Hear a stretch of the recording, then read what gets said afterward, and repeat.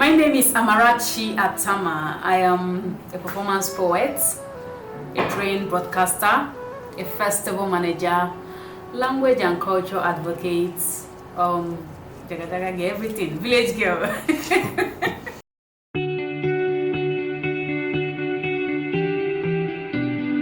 My art as a performance poet started in 2014. I was in an organization, Association of Nigerian Authors and Young Creative Writers Society of Nigeria, and then there was this outcry about UNICEF proscribing our language, the Igbo language, as endangered, and that it will go into extinction if nothing is being done. Then before that, I've had some encounter with an author, Professor Anesi Okoro, who encouraged me to write in Igbo, although it seemed difficult to me because I grew up in the north, and writing Igbo, even speaking Igbo very well, I could only speak my dialect very well, and Soka dialect. But then I gave it a try, and I presented it, and I got some cheers, and I did again and again. As time went on, I saw that I could use it to send messages across. I could use it to speak about anything, anytime, and then we continued. That was how it started, and since then, I became a performance poet.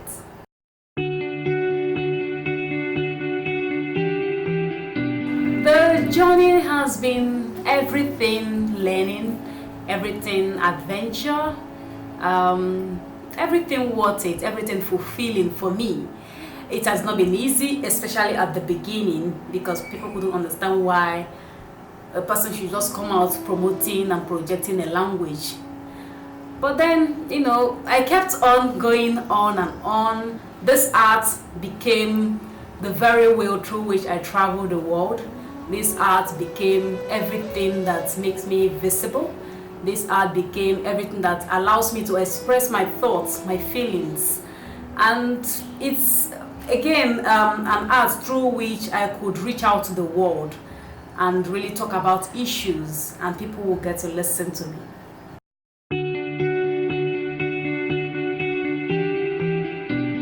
I started this art as a way to include my voice in sustaining our language, and I want to achieve that with it, and really it is achieving that. So I also want to raise a lot of young voices who would also speak about the awareness to sustain our language, to provoke thought into action, and I have been achieving that with it. This art is a tool for me to reach the world, send my message across, and gift the world what I am able to deliver.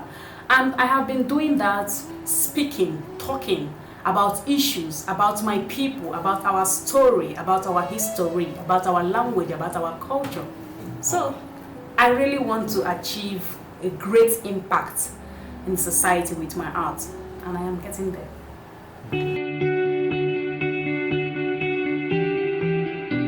The challenges are not anything different from what every other person faces in their different fields of endeavor. But one outstanding challenge I've faced, especially from the beginning, is when people tend to stay away from you, thinking perhaps you would be diabolical, perhaps there is something wrong with you to be doing everything Igbo, for you to complete the university, first degree, second degree, and then you are trying to speak your language and project your language in everything you do. So it seemed a little bit strange to people, and they tend to stay away from you. They tend to call you names. They tend to profile you into their own thoughts and mind. Again, the fact that it was very difficult, and it is still very difficult to get people to fund what you do, especially because it is just Igbo, it is just language. So they don't think it is trendy enough, they don't think it is sellable enough to put in their money. So you most times see that all you have is the little support you will be able to gather from friends online. And I just try to motivate myself with it and continue the journey.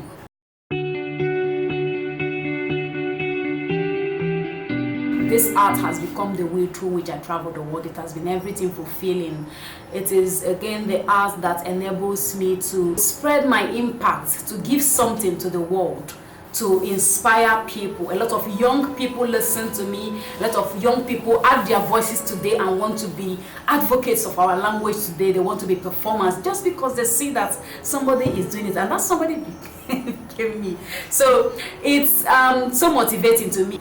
And then for some persons who encourage me, who say that, wow, this thing you are doing is really what the world needs.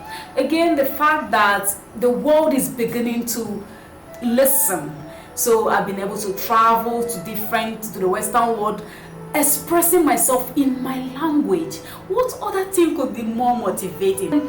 Looking at the young people who come out from my festival, the Oja Cultural Festival, expressing themselves and talking and really sharing their piece in Igbo language. You see that feeling that I am doing something. It has been a motivating factor to me, and I don't wish to trade it for anything.